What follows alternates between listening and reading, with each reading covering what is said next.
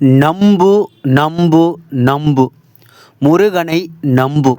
முருகனை நம்பிவிட்டால் விரைந்து செயல்படும் அம்புவைப் போல உன் வேண்டுதல் வேகமாக நிறைவேறும் என்று நம்பு.